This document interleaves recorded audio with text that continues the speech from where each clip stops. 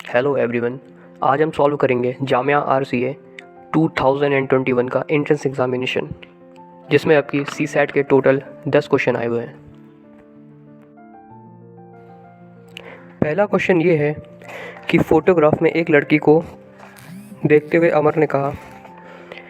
अमर एक लड़की को देखकर कह रहा है,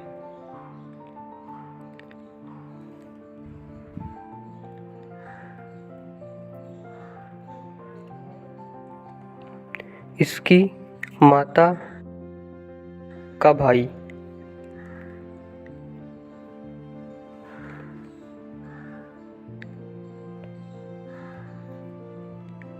अमर की माता के पिता का इकलौता बेटा है।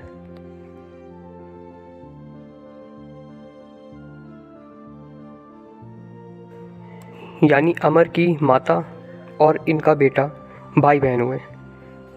इसी तरीके से इस लड़की की माता और ये भाई भी भाई बहन हुए। तो इस हिसाब से अमर और लड़की की माता के बीच का रिलेशन मामी का हुआ। मामी मीन्स आंट। इस हिसाब से आंसर हो जाएगा ऑप्शन नंबर सी। हालांकि जामिया में आंट को मामी ना लिख के चाची लिखा हुआ है।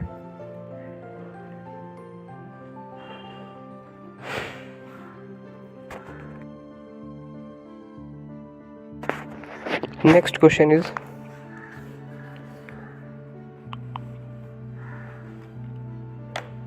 रूही 60 किलोमीटर पर आवर की स्पीड से एक बैंक जाती है।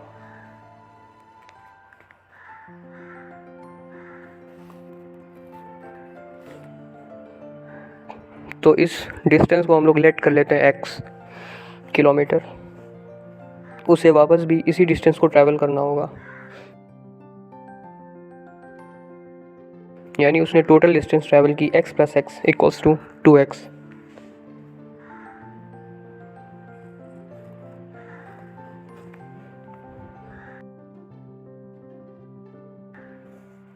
और उसे आने में टाइम लेट कर लेते हैं t, और लौटते टाइम उसने आधी दूरी, यहाँ पे वर्डिंग ध्यान रखिएगा, आधी दूरी 10 किलोमीटर पर आवर की स्पीड से, और लगा उसे कि वह लेट हो रही है, इसलिए उसने अपनी स्पीड को बढ़ाकर 30 किलोमीटर पर आवर कर दिया। तो इस हिसाब से जो टोटल टाइम हो गया वो t + t1 + t2 हो गया।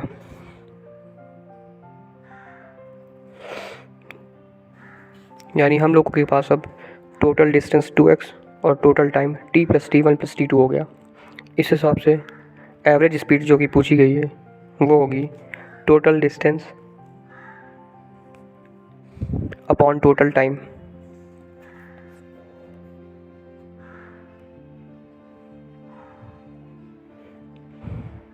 Equals to 2x upon t + t1 + t2।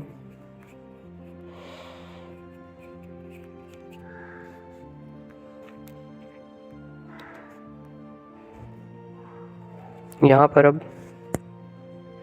या तो हम लोग डिस्टेंस को टाइम में चेंज कर लें या तो टाइम को डिस्टेंस में, क्योंकि हम लोग जानते हैं टाइम तो हमेशा कांस्टेंट रहता है,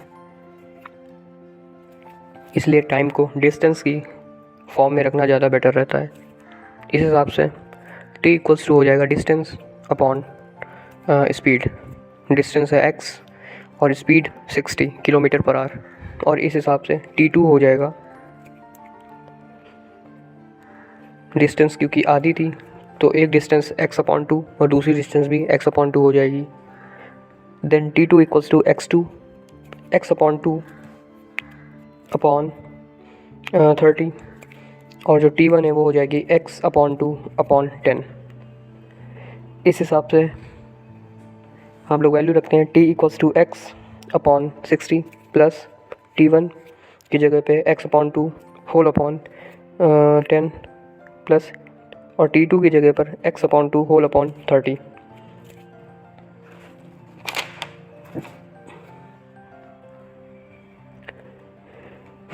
अब इसे सॉल्व करते हैं।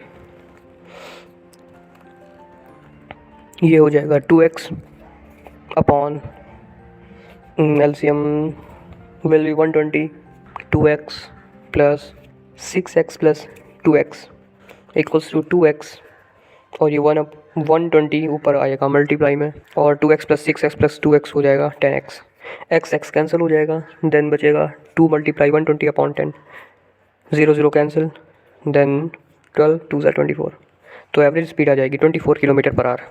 Then answer will be option number A. अगला क्वेश्चन है, रवि और मोहित एक शाम सड़क के किनारे खड़े होकर बातें कर रहे हैं।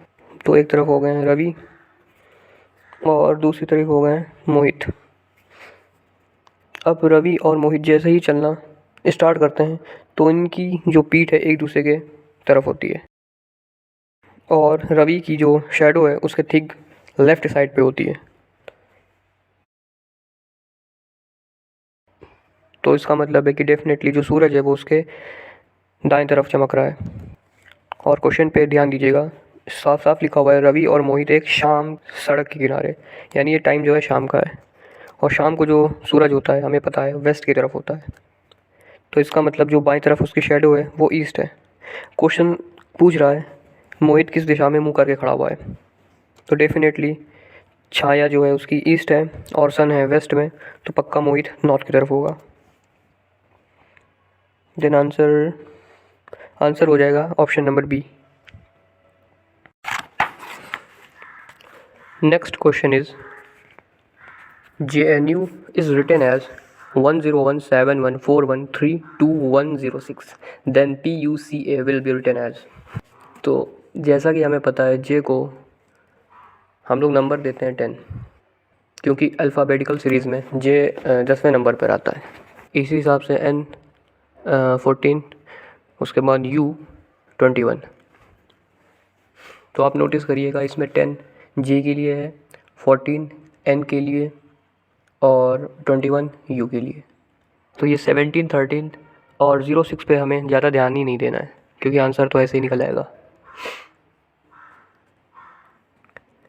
जैसा कि हमें पता है P को हम लोग लिखते हैं, अगर नंबर ना याद हो तो आप लोग को एक फॉर्मूला पता होगा EJOT, जिसमें E का मतलब है 5, J का 10, O का 15, T का 20 और Y का 25।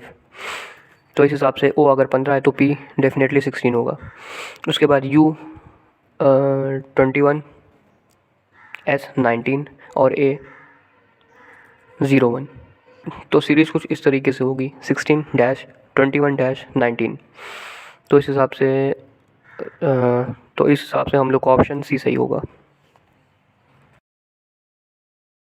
RCA के पूरे क्वेश्चन पेपर में सबसे इजी तो यही वाला क्वेश्चन था, बशर्ते आपको इसकी ट्रिक पता हो। क्वेश्चन पूछ रहा है which year has the same calendar as that of 1970, यानी साल 1970 के बराबर का कैलेंडर कौन से साल का होगा। जैसा कि हम जानते हैं कि हर एक साल में 365 दिन होते हैं, तो इस हिसाब से अगर हम लोग हर साल के दिन जोड़ते रहें तो खैर इससे तो क्वेश्चन बहुत लंबा जाएगा, और क्योंकि हमें पता है इसमें टाइम 1 ही घंटा है, तो इस हिसाब से इसकी ट्रिक यूज़ करना ज़्यादा बेटर होगा।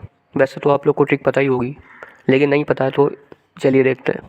अगर किसी भी साल का सेम ईयर हम इन लोग को निकालना हो तो उसे सबसे पहले 4 से डिवाइड करके लास्ट में जो भी बचता है उसके आगे कुछ नंबर्स जोड़ते हैं।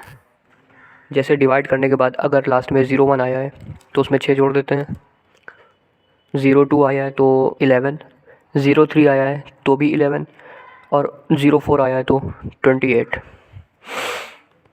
तो इस हिसाब से 1970 को सबसे पहले डिवाइड करते हैं 4 से।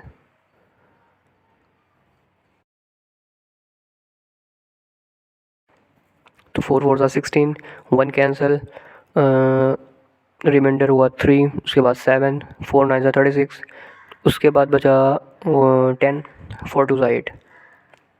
तो इस हिसाब से रिमाइंडर 2 आया है। तो 2 आने का मतलब हम लोग को जो भी साल है उसमें 11 जोड़ना पड़ेगा। इस हिसाब से आंसर होगा 1981। तो आंसर नंबर बी बिल्कुल सही होगा। आगे बढ़ते हैं क्वेश्चन नंबर 8 की तरफ। कुछ स्टूडेंट्स के अकॉर्डिंग जो कि मैथ स्ट्रीम से थोड़ा दूर थे, उनके हिसाब से ये क्वेश्चन सबसे टफ था। क्वेश्चन दिया हुआ है ए और बी की जो इनकम है उनका रेशियो है 5:3।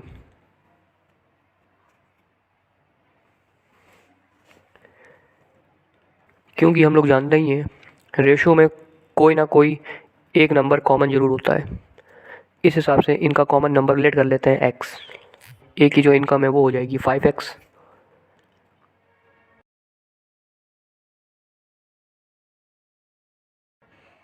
और बी की इनकम हो जाएगी 3x।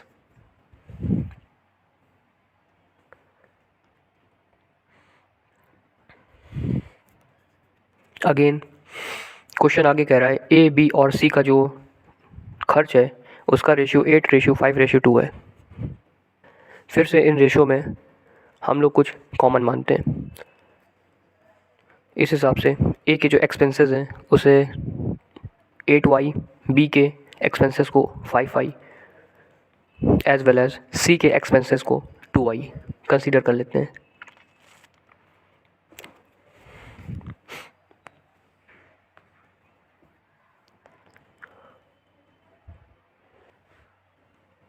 यहाँ पे ध्यान दीजिएगा x को इनकम लेट किया हुआ है और y को एक्सपेंसेस, जो कि अलग अलग रेशियो में कॉमन नंबर या वेरिएबल्स हैं।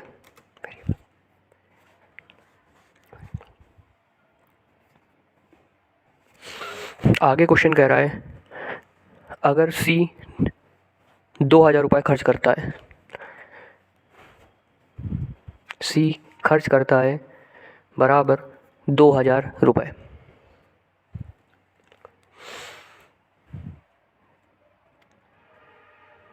और हम लोग ने C के खर्च को लेट किया हुआ है 2y, तो इस हिसाब से ये दोनों नंबर्स आपस में इक्वल होंगे। Then we can write 2y equals to 2,000, then y will be 1,000।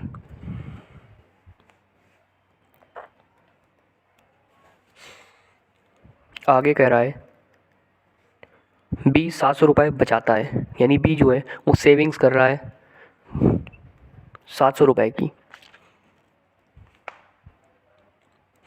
और इस क्वेश्चन में कहीं भी सेविंग से रिलेटेड कोई डेटा नहीं है, लेकिन हम लोग जानते हैं कि इनकम में अगर एक्सपेंसेस को लेस कर देते हैं तो सेविंग्स निकल कर आती है।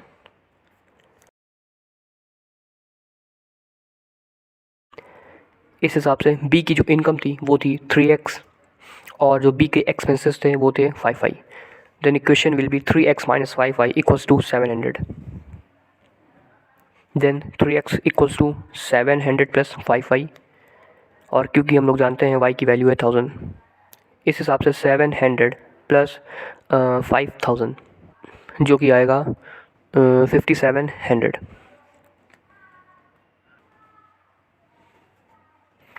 इस हिसाब से x की वैल्यू हो जाएगी 5,700/3, दैट विल बी 1,900। तो x की वैल्यू निकल कर आती है 1,900। आगे क्वेश्चन पूछ रहा है देन ए की सेविंग क्या होगी, तो savings of A equals to income minus expenses of A. Income जो ए की है वो है 5x माइनस एक्सपेंसेस जो ए के हैं वो हैं 8y। तो इस हिसाब से x की वैल्यू भी हमें पता है और y की भी वैल्यू पता है। 5 in bracket 1,900 minus 8 in bracket 1,000, आगे होगा 9,500 माइनस 8,000 जो कि लेस करने पर आएगा 1,500। Then answer will be A equals to 1,500। इस हिसाब से option number A will be correct. अगला क्वेश्चन है 90 क्वेश्चंस में जो कि ऑब्जेक्टिव टाइप है, उनमें हर एक करेक्ट क्वेश्चन के लिए 5 नंबर मिलते हैं और जितने भी रॉन्ग आंसर दिए जाते हैं उनके लिए 2 नंबर काट लिए जाते हैं। Correct question equals to 5 marks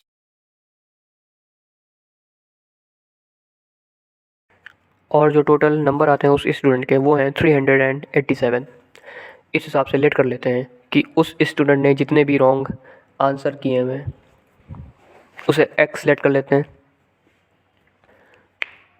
और जैसा कि हमें पता है टोटल क्वेश्चन उसने किए हुए हैं 90, तो अगर 90 में x उसने रॉन्ग किए हैं तो डेफिनेटली जो उसने करेक्ट किए होंगे वो होंगे 90 माइनस x। यानी अगर हम x और 90 माइनस एक्स यानी रॉन्ग और करेक्ट आंसर को फिर से जोड़ते हैं तो डेफिनेटली 90 आना चाहिए। देन अकॉर्डिंग टू क्वेश्चन हर एक करेक्ट आंसर के लिए उसे 5 नंबर और हर एक रॉन्ग आंसर के लिए उसे 2 नंबर मिलते हैं। और जब वो टोटल होते हैं यानी माइनस होते हैं तब उसे नंबर मिलते हैं 387। इस हिसाब से equation will be 90 minus x multiply by 5 minus x multiply by 2 equals to 387। अब इसे सॉल्व करते हैं। 450 minus 5x minus 2x equals to 387। इस हिसाब से minus 7x equals to minus 63, then x will be 9। तो x क्योंकि हम लोग ने लेट किया हुआ था रॉन्ग आंसर, तो इस हिसाब से उस स्टूडेंट ने रॉन्ग आंसर किए हैं 9। Then option a will be correct. Last question है, what is the next number in the given series 2, 3, 4, 6, 7, 9, 10, 12 and उसके बाद क्वेश्चन मार्क। हमें अगला नंबर फाइंड करना है। सबसे पहले देखते हैं कि 7 जो है एकदम बीच में है और उसके बाद 9 और 6 में देखा जाए डिफरेंस 3 है।